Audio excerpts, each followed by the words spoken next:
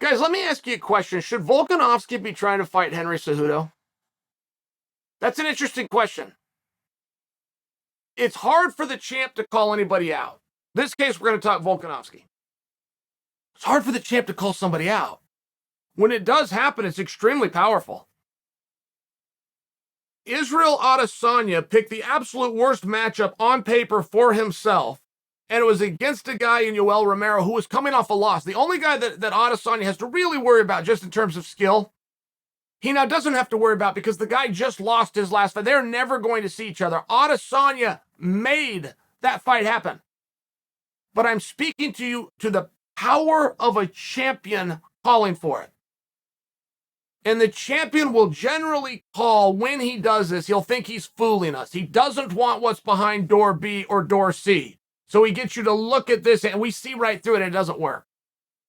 It's why it was so effective when Adesanya said, give me Yoel Romero. We're all going, whoa, whoa, whoa, hey, skinny kickboxer. Bad idea.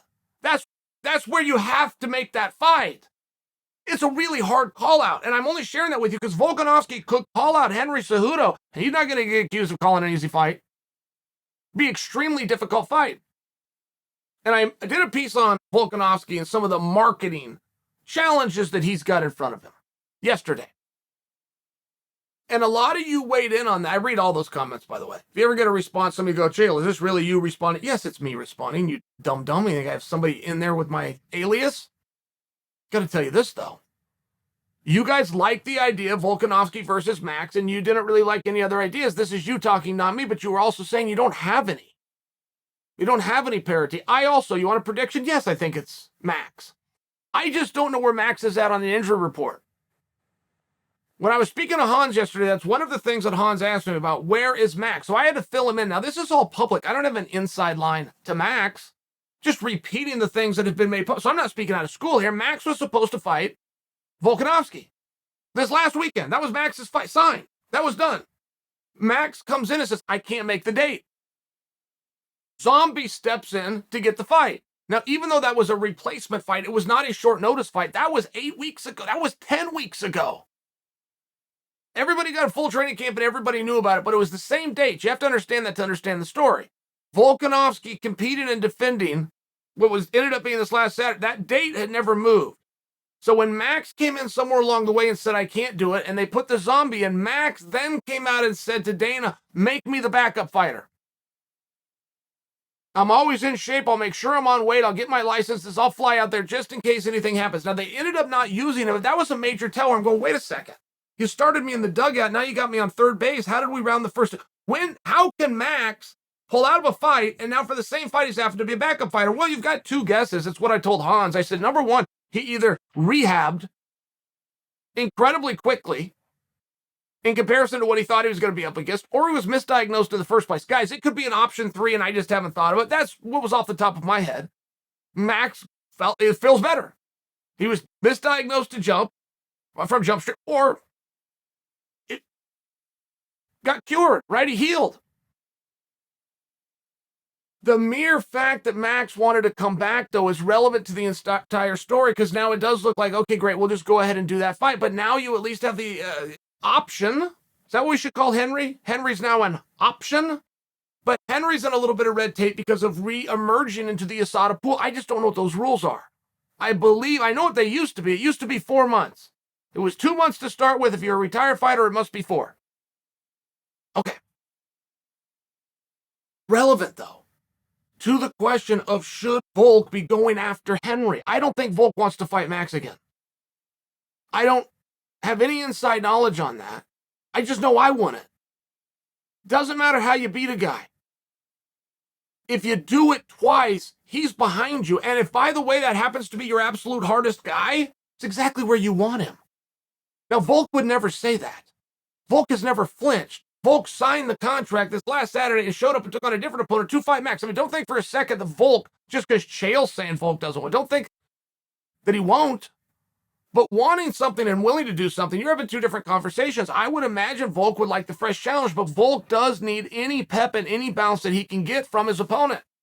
When it comes to the meeting, it comes to the build-up, and it comes to getting attraction. Volkanovski just fought in a main event. He does not want to lose that. The question starts to become, what were the numbers of that event? And are we credited to the right guy, which is the main event, and more importantly, the victor? That's just how the numbers work, whether it should be or not. If you have a pay-per-view and a main event, whoever wins the main event gets the credit, even if the other guy was the A side. It's just how it appears. But you had Chimaev on the card who sold out an arena, who got the largest pop of the night. He appears to be the pay-per-view star, so would you be put in the right direction anyway? If you have the support of another title fight and the support of Chimaev versus Burns, and you're the main event and it still doesn't draw, you might not keep that spot. They're very protected. They're very coveted. They're competed for. I don't know that Volkanovski knows he needs to compete. And I don't know that if Volkanovski finds that out, he's going to want to compete. Some guys they're just not interested in that.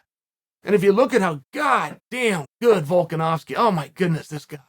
When I dreamed of being a fighter, I dreamed of being good. I didn't dream of being that good. In my dreams, in my hopes, I didn't know that level existed. Truly. That's how good he is. But it does appear that he got that good because he's putting 100% of his focus into that.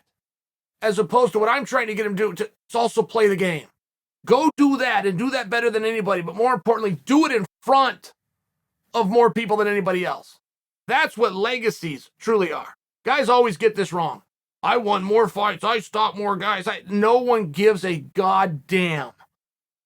Did you do your work in front of more people, or did you do it in front of less people? Because whoever did it in front of more is the one that's going to be remembered more fondly over time. That's what a legacy truly is about. Fighter will never make that connection. Likely to hear me say it and go, oh my God, I didn't know that. Well, you should have known it. It's the business that you're in. So I'm coming back to the same point. If Volkanovski does have an opportunity right now, if he calls for Henry Cejudo, he will be fighting Henry Cejudo. If he calls for Henry Cejudo, he's going to give the appearance that he doesn't want to fight Max. He's going to give the appearance that he's not looking out for the boys within his own division. Which is heavier? Which is stronger? If he calls for Henry, he's going to get Henry. I've already established for you the power of a champion calling for a fight. Daniel Cormier did this one time, and got in there and fought Ozdemir. Ozdemir would not have got that fight, and he was on quite a streak. He would not have got it if he not had the blessing of the champion. When the champion calls for it, it's a big deal. But in this case, I think the champion could use the bump of Triple C. Triple C brings attention. Triple C entered the USADA pool yesterday. Guys, so the F what? It was the headlines everywhere. MMA Fighting had it. Sherdog had it. The Underground had 3 articles on it. The Manias, the Elbows, the Junkies. Headline, Henry Cejudo back into a testing book. Somebody's going to collect his pee? That's an article? Well, it is with Henry, yes. Henry is that good at getting attention. Henry has had equal headlines in retirement as he had to when he was headlining. Henry gets it. Henry offers something here. Henry is now a commentator of Eagle FC, which is doing huge numbers. I'm just sharing with you. Henry has an audience. I think Volkanovski could use that audience. And I think Volkanovski will agree with me. He just doesn't know how about going and getting it. I think Volkanovski, who watches these videos, does agree with me. But he will be lost at how do I go. You just go ask for it. Just copy Big Brother Adesanya, who already did it. Call this guy out. Tell Dana that's the guy that I want. That's it. Go campaign for it. I do not believe there's a likely scenario where Henry gets to return for a title fight at 145 pounds. Absent of this. And if Volkanovski is secretly hoping that's the guy, because maybe he sees what I'm talking about. Maybe he sees some of those headlines. Maybe he sees some of that attention. Maybe he sees some of the acclaim. Maybe he's full aware that Henry Cejudo is going to walk to that ring with a belt over each shoulder, claiming to be a double champ. The guy says he's a double champ. He's got a belt on each shoulder. You do it in front of the audience. They think you just beat a double champion. Maybe Volk wants that, but he doesn't know how about to get it. And I don't think there's any decision maker on the second floor, the Ultimate Fighting Championships located in Central Nevada, that is going to try to put that fight together. When you have just as good of a fight to do in a division that Henry has already been in, known as 135 pounds, you have 2 options for Henry. One makes sense and one doesn't. Which one draws more? I don't know about that. I don't know. But I do believe that Aljo is going to be aware that he's in competition with Volkanovski for Cejudo. And Aljo's on a little victory lap right now that he gets a couple of weeks to take, but when he stops taking that, he's going to be looking for what's next. And if he goes out and he claims Triple C, Alex doesn't get him. If I'm wrong entirely and Alex doesn't give a damn about Triple C, fine, do what you're doing because you're not going to get him. I'm speaking to the idea, if you want him, if you want the bounce, if you want those numbers to do well, if you want to be in front of a lot of media, if you want a lot of eyeballs on your fight, if you want to keep your spot, if Alex's next fight is anything but a pay-per-view main event, he just got demoted. Fighters get demoted all the time. They have no idea that it happened. They don't realize I need to look at the man in the mirror and I need to make some changes. If you're in a main event and you win and you return to less than a main event, you have just been given extremely clear orders from your superiors. It is paramount to Volkanovski's career that he stay on pay-per-view and that he stay as main event. How is he going to do that? This is where the games come in. This is where the games must be played. Starting with who your partner is a great way to solve that problem. If you think that it's Max, I'll stand down because it's going to be. If you think it's somebody else that we've arrogantly looked over, bring their name forward. But if you think if Henry is the guy,